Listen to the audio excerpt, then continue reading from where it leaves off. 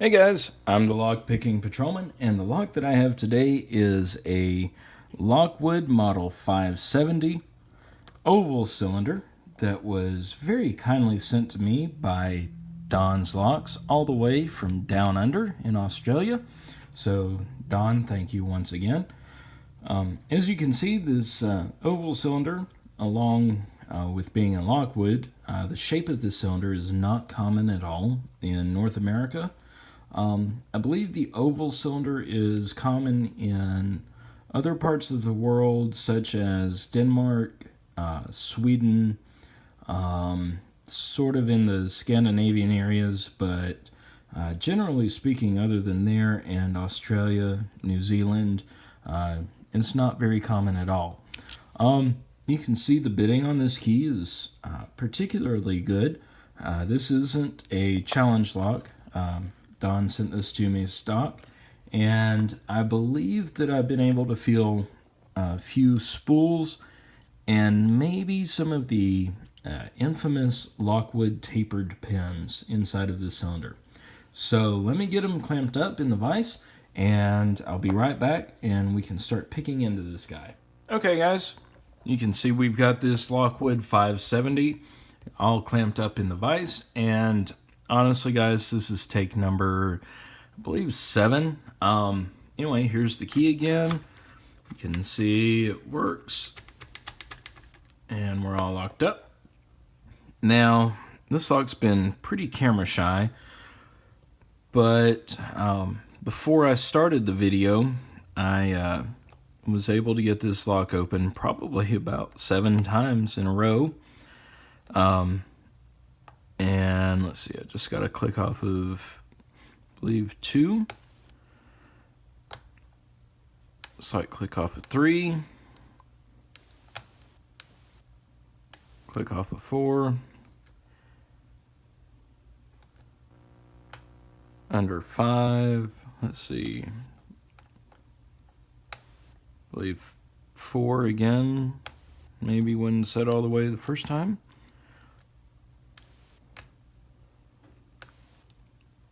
Okay, and now we've got off of 1. Okay, now we're back down here under 5.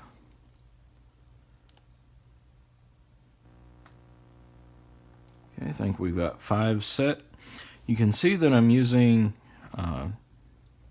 tension to my advantage, keeping these spools, and there we go. The trick with these Lockwoods, like I was just saying, is to keep the tension moderate, but also be mindful of your tension. There are sometimes that you can, when you feel these spools setting, they are very easy to overset, and sometimes you have to manually kind of rotate, and that way if you overset one, you can kind of manually ease back on the tension, keep your pick underneath the pin, and then drop it down into the right spot. This is very easy once you get your false set going, which with this lock was pretty easy. Now, I've never gutted this lock before, so we'll see what we get to happen. Bring you guys in a little bit closer. And go in with the follower. Beautiful. All right, cool.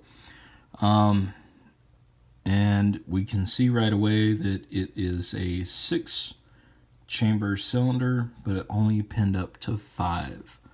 So that's, in the words of Lockpicking Lawyer, that's a little bit of a disappointment, but as much fight as this lock has given me over the time that I've had it, still not huge points off from it. Also, guys, if you really want to see some great tensioning and picking techniques on these Lockwoods, please go check out Michael Maynard's channel. I'll leave a link to him in the description.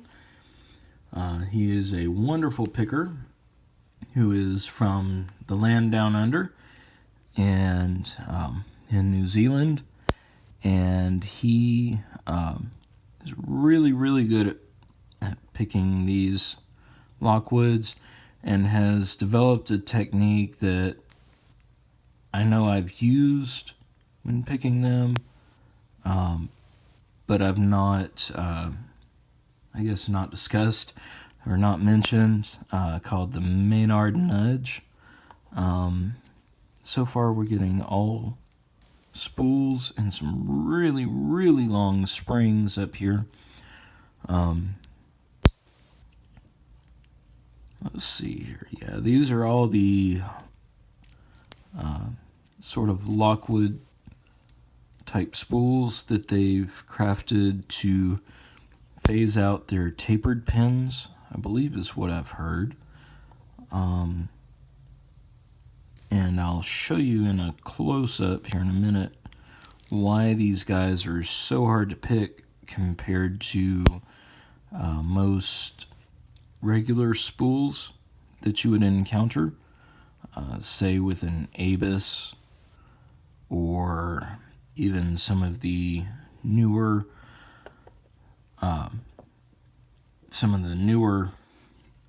Quicksets or Schlags, etc. And there you can see that these spools have very, very, very thin edges on them. And I'll grab a spool that came out of a Corbin cylinder.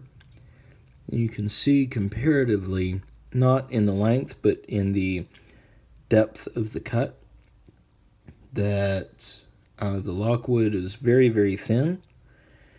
And so, anyway, you can see that we have all of these spools in all of the chambers. All of the key pins are standard, and these springs are extra long springs. They actually sort of look like they came out of I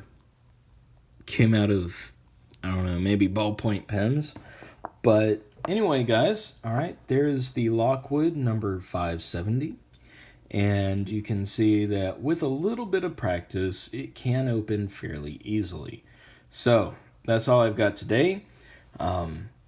If you have any questions or comments, please leave them below. And if you like it, hit like. And please remember what that ancient Chinese philosopher's second cousin on his mother's side said. Man who run behind bus feel exhausted. All right, guys. Have a great day.